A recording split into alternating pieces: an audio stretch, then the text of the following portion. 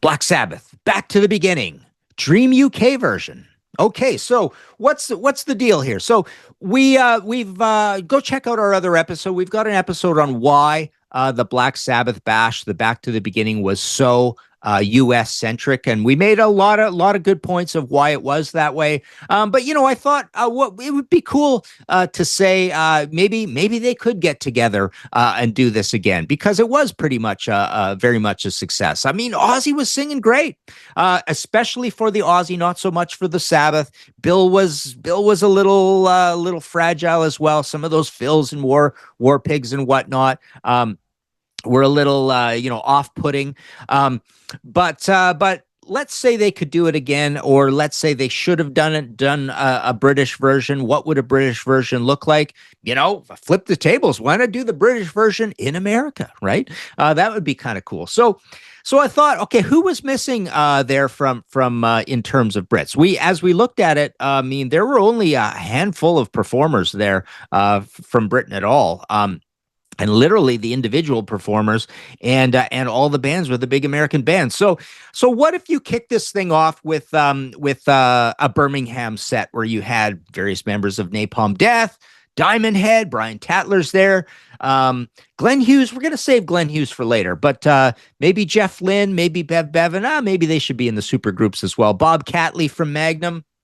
A band there, a Birmingham band there. So yeah, maybe you could have like a pay-in, a tribute to the fact that Black Sabbath did influence some Birmingham bands as well.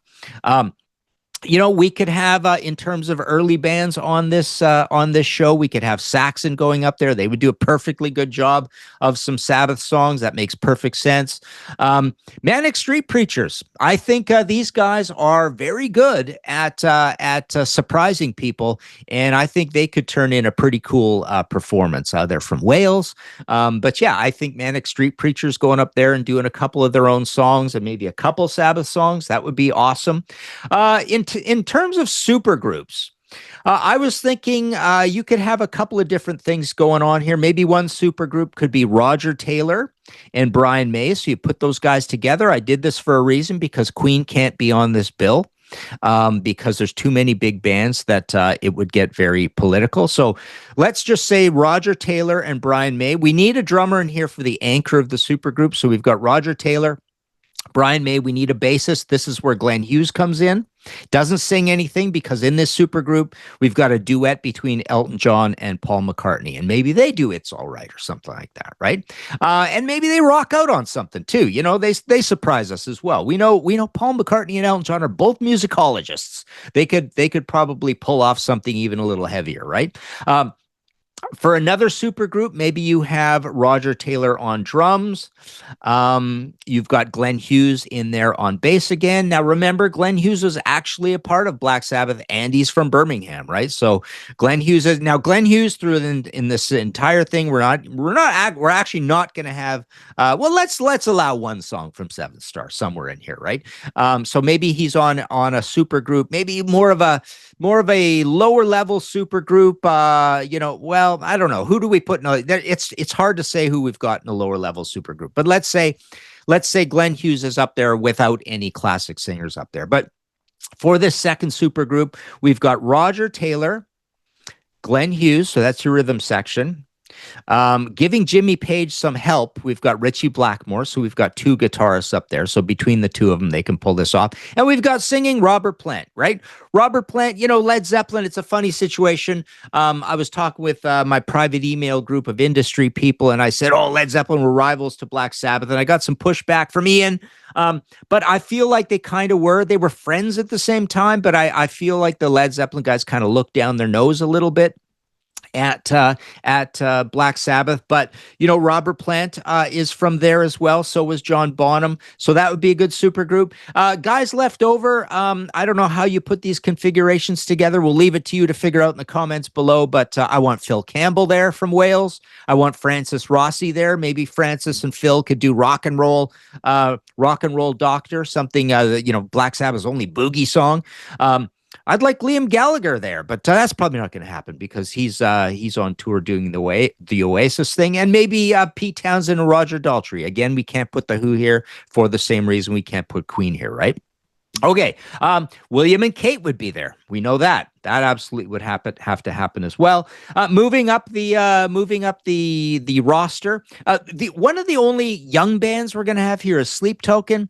Uriah Heep is going to be here. I think they could absolutely pull off some Sabbath. We definitely need some Judas Priest, and with KK Downing as part of the band, that's super important. But it was nice to see KK there, anyways, on the actual one, not my Dream UK one. We need Deep Purple there. Deep Purple absolutely needs to be doing a couple of Black Sabbath songs. That would be really cool to see. Def Leppard, we know they could pull it off. And again, Joe Elliott, total musicologist. They would play something deep track as well. You can count on them for that. Iron Maiden would have to be there. Now, we know Iron Maiden, one of the issues, people are talking about the gossip, we know that the relationship with Sharon and Iron Maiden, specifically Bruce Dickinson, is not very good, but Iron Maiden should be there. And then that's it. And then we go on to the Ozzy Osbourne band and Black Sabbath, and that closes the show. So there you go. For bands, again, we've got Saxon, Manic Street Preachers, we've got Uriah Heep, Sleep Token, Judas Priest, Deep Purple, Def Leppard, Iron Maiden, and then we've got all those other folks. So that is my Dream British edition. Let me know what you think of that. Why don't you build a Canadian one for us? Why not, eh? But no, let me know in the comments what you think of that whole situation, and yeah, hit subscribe if you haven't already. A lot of people watch these shows and they don't subscribe, but that would be nice. And hit that like button. I always forget to do that. You check out martinpopoff.com for all your heavy metal book needs. Boy, yeah, I've got a brand new massive Iron Maiden book. I'm just looking at this list. Who have I done books on? Maiden. I've got my couple of 3 Sabbath books, of course. I've got an old Ozzy books that's out of print, but I've got my biggest book of all time is coming up. That's 7 Decades of Deep Purple. That's a 700 pager. That's coming up later this year, I think, even, right? And I've got my Judas Priest recent book, Judas Priest album by album. That's out not very long ago, and I've got my Uriah Heep book. That's right. So I write on a lot of British bands. We've got Uriah Heep, a visual biography, and I've got a Saxon book. So there you go. All of that's martinpopoff.com. Check out Grant's Rock Warehouse as well while you're at it. Grant's doing some amazing things over there. He's part of the Contrarians, of course, as well. And I've got an audio podcast that I do with John Gaffney called Kicked in the Teeth, an AC/DC podcast. So there you go. That is my Dream British show, and sure, why not? Why not do it in LA? Do this in LA just to flip the tables. I think that would be actually really cool. So there you go. Go listen to some Black Sabbath.